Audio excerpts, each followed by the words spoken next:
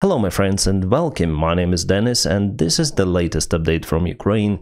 Let's go. And first of all, let's speak about the Russian economy, which is falling down. Yes, day by day Russia is getting weaker and weaker. Some legacy media write about it. For example, the Telegraph published this article saying that Russia's economy faces a slow death. And yes, even Putin is now concerned about the state of the Russian economy. Moreover, Putin now tries to manipulate manually with everything, but it will not bring anything good for Russia. So Terry Paskets, the Russian oligarch, Putin's close friend, even 2 years ago he warned that Russia could run out of money. In 2022, Russian economy shrank just by 2%, so not a huge value if we speak about the sanctions that were applied on Russia. Moreover, in 2023, Russian economy was even rising in many of the sectors, officially. But the real picture that will never be told on the Russian propaganda media, that Russia goes fully on debt. What is happening that the private banks or the government banks, they just give huge credits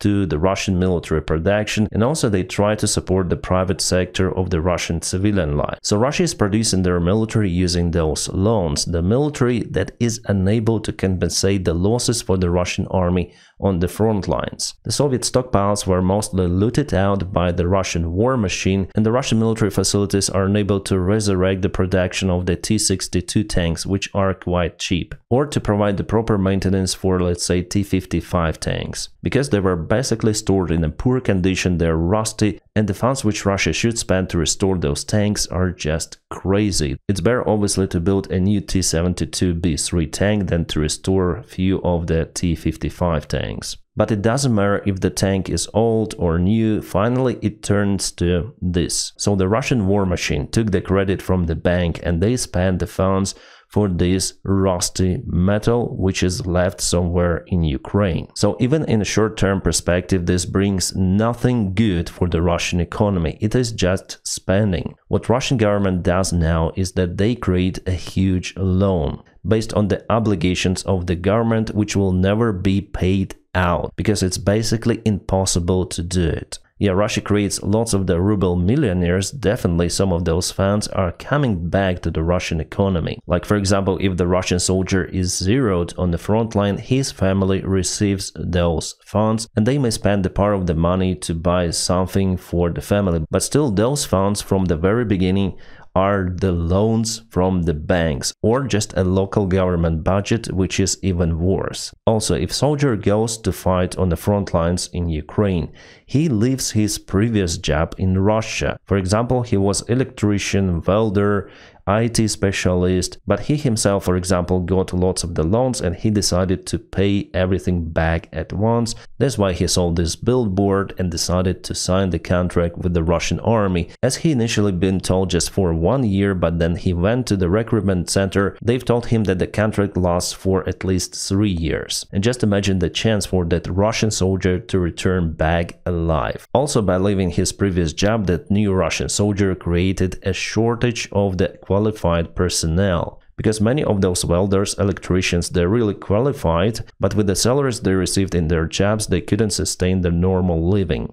In that case, they take loans and it's very hard for them to pay everything back. That's why this thing is very, very attractive for the Russian volunteers, but now they understand that it's one-way ticket. That's why Russia has much less volunteers nowadays compared to what it was before. And now it's roughly 5 million rubles, something like that. Before it was 1 million, then 2 millions, 3 millions. But it seems like the Russian economy has already reached this ceiling. Mainly, it doesn't matter right now whether it's 5 millions or 8 millions. People who didn't like to go for 5 millions would not go for 8. It is understandable. It's the different scale now. So now Russia is looking for the other solution of how to take their men to the front line to continue the war and not to disturb Putin's rating, because mobilization is a really unpopular step. Also, you might remember the first mobilization in the Russian army back in 2022. Then many of the Russian men just left the country because they were afraid to be mobilized. So again, Russia lost a huge part of their qualified personnel. And just imagine the pressure on the Russian economy with those disabled, wounded army personnel coming back to Russia. According to the Russian law, they should receive the compensation till the rest of their lives. Some of the good pension, after all, good relative to the other Russian pensions. They require more medical care and they cannot work to maintain the Russian economy. There are almost no jobs for disabled people in Russia. So the destiny for most of those ex-Russian soldiers who lost their health in Ukraine is just to become alcoholics. Yes, the similar stuff is also happening in the other countries, but in Russia it is more dramatic. And Russia doesn't have just 1 to 3 people like here with Putin and Shoigu on this picture. No, there are hundreds of thousands. The number is absolutely enormous. You cannot even compare it to any sort of the modern-day war. It is definitely the scale of the World War. Well, probably that is why Russian commanders started to zero their own wounded soldiers, to avoid this scrutiny with medical care and extra load on the Russian budget. But still there is a huge number of Russians who make it out disabled, wounded, but alive. Or in many of the cases not that alive. But still even here the Russian budget is heavily loaded, because here the Russian families, they do not only lose the loved ones, they lose the main economy power of the family. For an average Russian woman with the kids, it's really hard to find a good paid job in Russia, and the compensation for the family loss is simply not enough to raise the kids, for example. And in many of the cases, compensation is not reaching the family. Yes, Russians may say, for example, your husband disappeared, or they may say, for example, that your husband was intoxicated, that's why he lost his life, so you'll be out of the compensation. Because after all, it's all about the paper, so doctors may write document that the guy was drunk as hell. In that case, definitely the compensation is not provided. And the kids of that particular Russian soldier who lost their life in Ukraine will grow up in a very terrible environment. And there is the great probability for them to become drug addicted or criminals. And Putin is worried about the Russian economy situation. He openly said that the forecasted inflation is much less compared to what they see. And remember that on 20th of December the last year, the central bank wanted to raise the key rate again from 21% to 23%. But it was decided to keep the key rate down to 21 because Putin intervened into this process. It was the time that Putin was hyping on his Oreshnik missile, so he didn't want to spoil his propaganda, showing that the Russian economy is as mighty as the Russian military. But the fact is the fact, the Russian economy goes down every day while Putin continues his useless war. And the Russian economy struggles, then the oil prices are roughly 70 bucks per barrel if we speak about long-term perspective. But as we know, a new White House administration is focused to pump more oil, to sell more oil, and they want to cause OPEC countries, including Saudi Arabia, to increase the oil production. We'll see how it goes in the coming months, but the plan for Donald Trump actually might work. So we expect that the oil prices will go down. It means that the Russian budget will not have enough funds to compensate the loans from the banks. Well, actually, they don't have those funds even now, because they pay everything for military, and the military will not bring economy profit. Never ever it does. It just for the security. So then let's see how the Russian army advances, taking small villages or sometimes towns, leaving thousands of their soldiers unalived, leaving their scrap metal everywhere.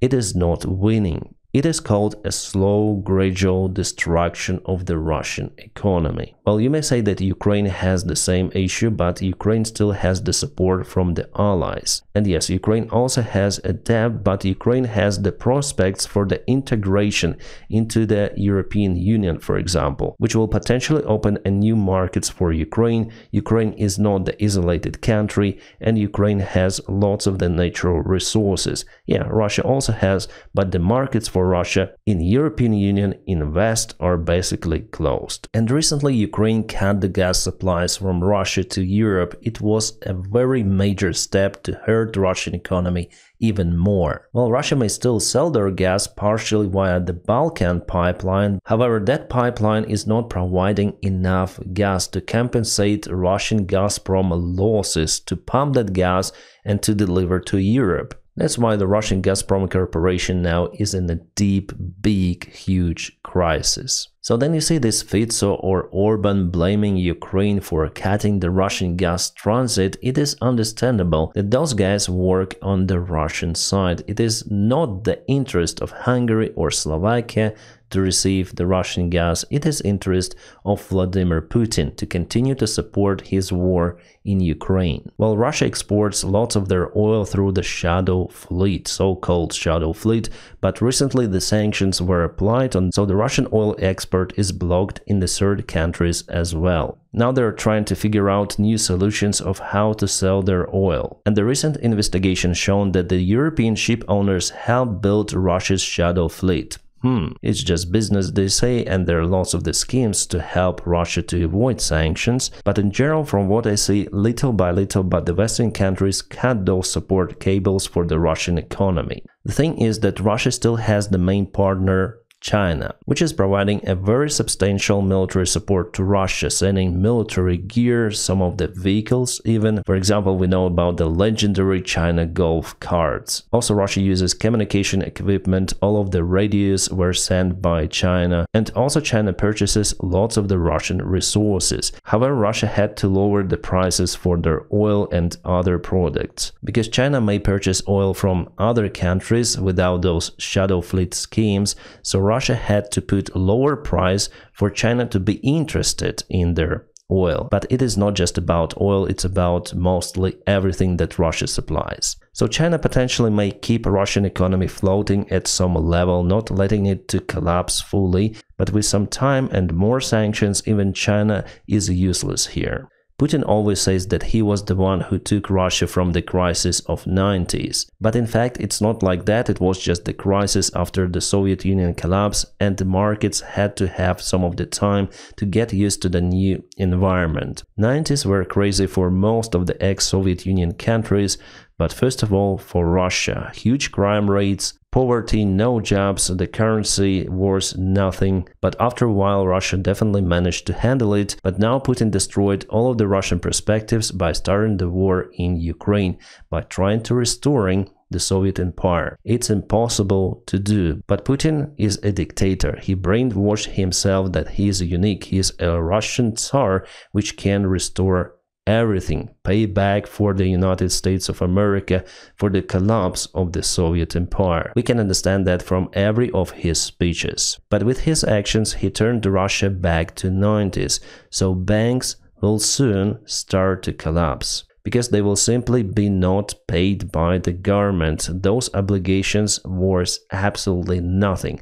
Russia takes credits after credits to boost their military machine and to destroy their tanks by taking 1 or 2 villages per week, which in general is the way to nothing. So every day of Ukrainian war is very hard for Ukraine, but it is also deadly for the Russian regime. What is also famously known in Russia is the huge corruption. Ukrainian corruption is basically nothing compared to what it is in Russia. Recently in TikTok I got this recommendation, Albina Ivanova, who is the manager of the Russian Rosneft Oil Corporation. One of the managers actually, and here you can see just few of the photos from her Instagram with her bags, which cost they cost a lot. So this diva is just a single one from many in those kind of the corporations. But there are also numerous of the other Russian officials in the Russian government, in the Russian army, in the Russian-owned banks. So by the time then the disabled Ruski Ivan is forced to go and die in a useless mid-wave attack, this is the other life in Russia. And actually those divas, they help Russian opposition to dig down more information about the Russian oligarchs, about the spending of the Russian funds for their own needs. For example, a lady which I showed you before also got some of the photos from the Putin's yacht, which is signed for Eduard Hudaynatov, a close friend of Putin, who also pays this lady some of the salary. Well, actually the last year Putin tried to fix some of the corruption in military. He laid off many of the generals, including, by the way, Shoigu. But it really doesn't matter. The system itself is corrupt. If the corruption is in the government, it is also in the army. So Putin is definitely in desperate. He understands that this year could be a decisive for him. Because after 2025, if the war stays the same, Russian economy will shrink. And Putin may expect a huge, absolutely enormous downfall of his support, because still many of the Russians,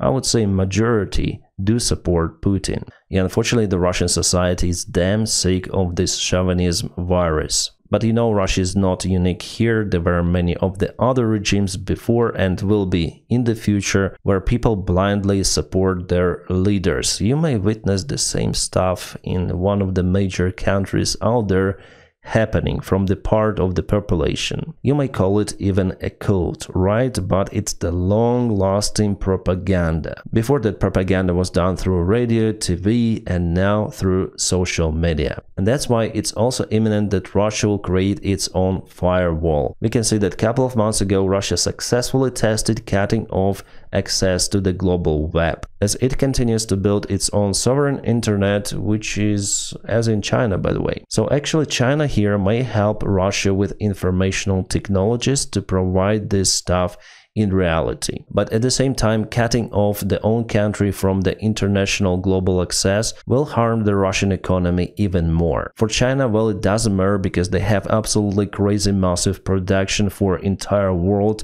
Russia doesn't have that. They just have the pure natural resources which they sell to China and other countries. No development, no technologies, nothing. As by the way it was in the Soviet Union. Everything was working to support military, but for ordinary people and mainly for the future of the economy, nothing was done. Soviet Union was selling its oil, natural resources elsewhere, the same as Russia does. My friends, just a short break here. I want to show you my Rumble channel. So here I also upload videos and I upload the stuff that I cannot upload on YouTube. You can see it, the analyzing of battles, images from the front lines, and so on. And you know, I'm quite surprised with the views I have, so it's more than 10,000, which is absolutely great, and I've just started to upload the videos there. Awesome. As you can see, the videos here are monetized on YouTube. It would never happen like that with this type of the content. But if we go to the account overview, I earned just $114 for 6 of the videos. For the job that I've done filming those, it's very low. That's why this Rumble channel is not for earning money. It's just to give you what I cannot show you on YouTube. But at the same time, if you want to support my efforts, you can do it via Patreon. I'll put the link for my Patreon page right below. I also try to be more active on Patreon. For example, yesterday I published kind of the big article relative to the demand of Trump and Putin for the elections in Ukraine. Conclusions, outcomes, so you may also check it out on Patreon. Ukraine can't hold elections during the war. Does it matter? Yes, it matters a lot. Like even the ex-Ukrainian president Poroshenko said that it's better not to conduct the elections, and he is one of the main candidates for the position of the president. He lost the previous elections to Zelensky, but he has pretty much high chances to be elected this time. And even he says that elections is a very bad idea. So I don't know what Donald Trump tries to reach here, sending the messages from Mr. Kellogg or from Mr. Carlson, who even called Zelensky a dictator, while Kellogg says that it's better to conduct elections in Ukraine. But both of those messages are against the current Ukrainian government, and they play actually in favor of Putin. Kind of the strange policy really, but we have what we have. Guys, we also have some more updates from Ukraine news and so on, but it is for the next video. Here in this video I wanted to speak about the failing Russian economy, and the next video, well, I'll upload it as soon as possible. Thank you so much for watching this type of the content as well, and please don't forget to press your huge like to this video. By doing so you help me a lot. As usual, I wish you all a peaceful sky wherever you are, and have a great time.